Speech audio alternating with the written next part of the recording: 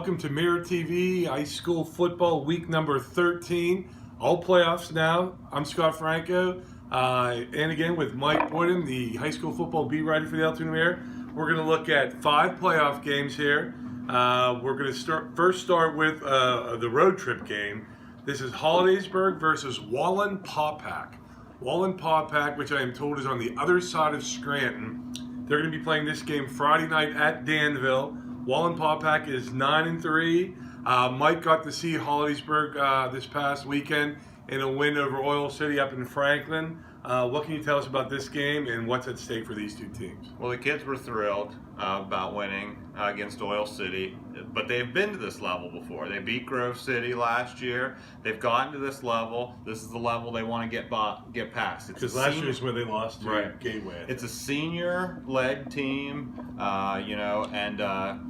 you heard that Trevor Mitchell, who left the game with an injury, you said that he's doing better. Yes, we had our sources, my sources, who I can't name within the high school football team, told us he's going to be fine. They expect him to play.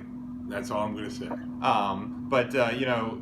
The team that Hollidaysburg's playing has 14 interceptions as a team, and they have a kid, JT Tiran, that has 7 interceptions himself. So Brady Walters will have to be careful when he's thrown in his direction. Yeah, we can't expect Jacob Sensley to jump up and catch everything. As much as we love Jacob and Brady, we're going to have to protect the ball.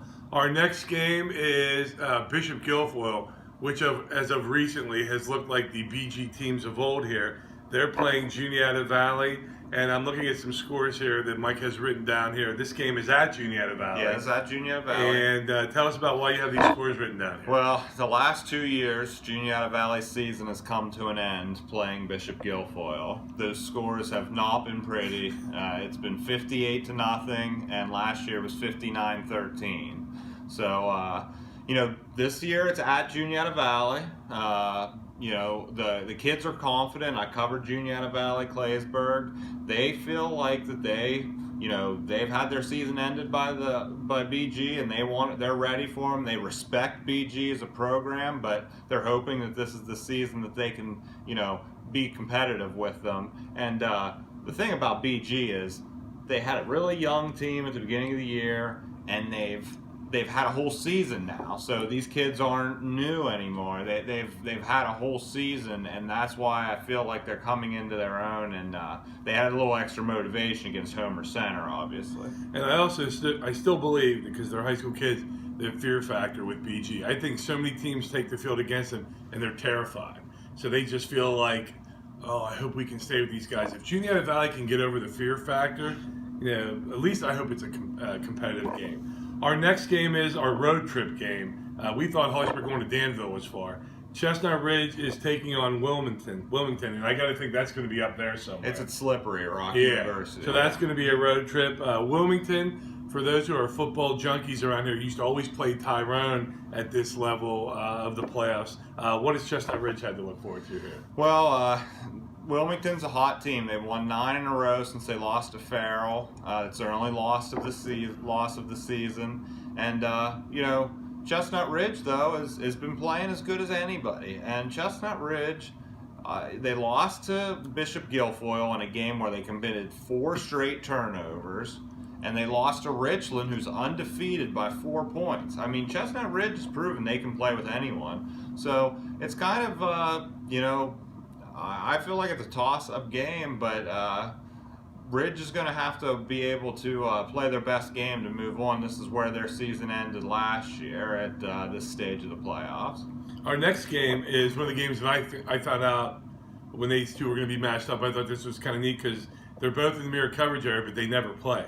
Bold Eagle area is taking on Bedford, the District 6 champ, District 5 champ, and this game's going to be at Wimber. At Wimber, so fans shouldn't have any, Bold Eagle people should be able to find that. You should have no problem getting to that game. Have you seen Bold Eagle yet this year? Because I know you've seen Bedford. I haven't seen Bold Eagle, but I do know that they have a very athletic quarterback, very athletic receivers, and it's going to be on the turf field at Wimber. And but you know what?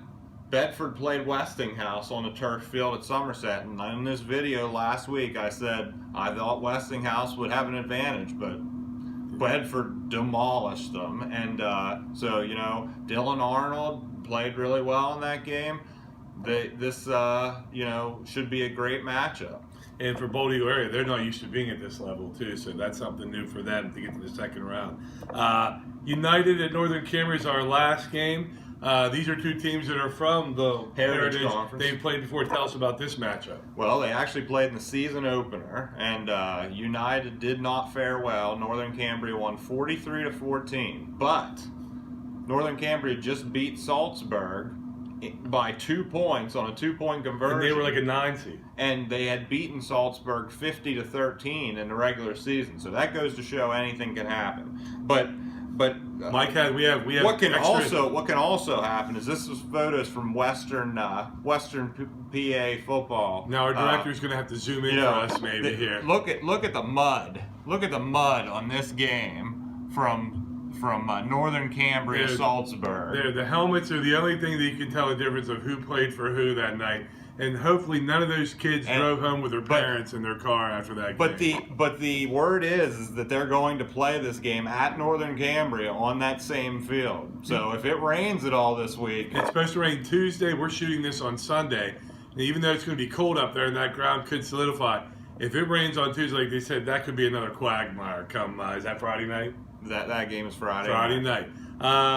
That's it for our high school football playoff preview. If we are back for week 14 next week, I will be again joined by Mike Boytim.